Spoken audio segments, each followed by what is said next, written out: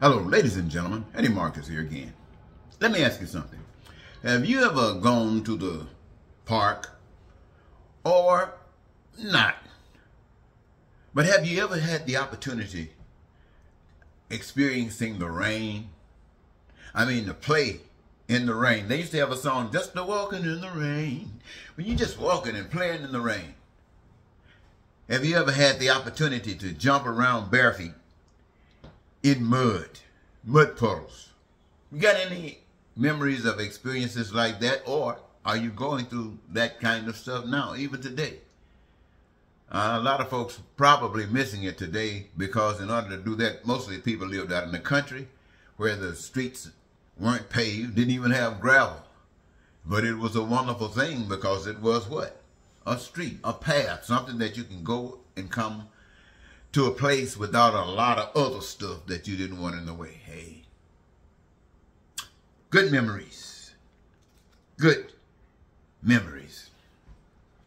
I ask you this, though.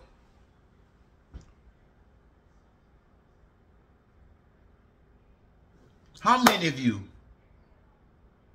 No, I want to ask you that question. I'm just going to make a statement. You hear people talking about going to heaven. Truth of it is, nobody wants to go to heaven. They say heaven is a place where all of the answers are there. People are practicing them. They're following them. And the pain and sufferings of the world or any world that you've experienced before is gone. You won't have to endure that never again. You have come in contact with truth. That truth has made you free. And you are experiencing the freedom of life, the joyous fantasticness of life. Heaven. And everybody says, well, I sure want to go to heaven. I'm sure there might be a few who don't even believe in that stuff, so I'm not talking about those. But I'm talking about those that profess. Truth is, you don't want to go to heaven. In fact, nobody really wants to go to heaven. First of all, in order to follow to heaven in our description of it, you got to die. And nobody wants to die until the pain and suffering becomes unbearable, and then you pray to die. But having done that, why would you want to go to heaven with a life that you've lived here on earth? Nothing taking place, nothing have you engaged yourself in, indulged yourself in meeting those qualifications to get to heaven, and yet you say you want to go to heaven. Somebody said you can sit around and sing songs all day, drinking milk and eating honey. Now I know that can be boring after the first few hours. But people say, but they don't have the evidence of wanting to go to heaven. You see, in heaven, you can't lie. You can't cheat. You can't steal. And if that's what you do, why are you there? If this is all you've ever done, why are you there? So what makes you think you're going to get there? Wishing? You can't hate? You can't hate? How? Many people can't even survive if they can't hate. You can't be a racist? My. Ooh, what a boring place to be. My. Health care, pain and suffering, you want to make sure that that takes place. And that's not happening in heaven? Terrible. Now, so if what is happening on earth today, and this is happening all over earth, what makes you think you are worthy of heaven? The thing that makes you think that you're worthy of heaven is when you've been deceived. You've been told that if you don't support this by not engaging, well, to the depths of actually putting your hand, like stealing, like lying, you think you are separate of another's lie, of another's stealing. All of this is interconnected because it is the body. It is the body, the human body. These are cancers of the human body. And like the body is built this physical body to replenish itself, to repair itself. The earth is built so that we, the people, as far as we are concerned, that which deals with us, we can repair that. The earth, the physical earth itself, it repairs itself. And we have that same responsibility to repair humanity. This is meaning you're working to get to that heavenliness. This qualifies you. You're in school, on the path. I mean, we're all in school, but some of us do. You know people who in the class, they're in the back of the room, and got a pencil trying to draw because they don't want to hear. But life goes on. Are they prepared to walk into the light? Will we be prepared to walk into the light having lived a life like this? And we are hoping that somebody will come and just give us this gorgeous blessing that we don't deserve. Somebody said that has happened once. When you came on this earth, you were given a gorgeous blessing, a wonderful blessing to be alive here.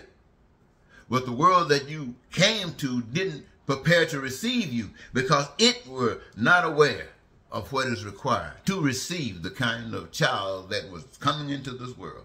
Magnificent child. So that child was born into hell. And that child grew up in hell, hearing about a heaven that he never practiced but wants to go to someday.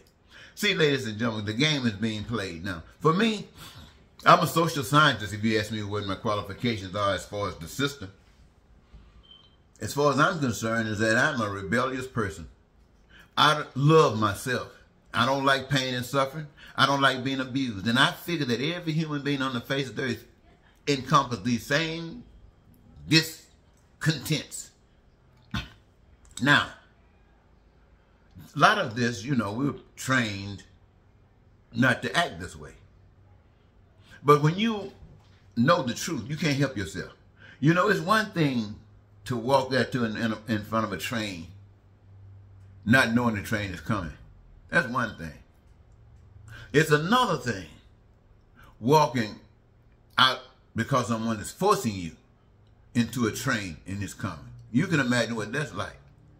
But what is it like when the train is coming and it is the best thing that could happen to you, and you make the decision to walk out there in front of that train, knowing the train can only make life better for you. Only the train can release you from this hell so that you could be free.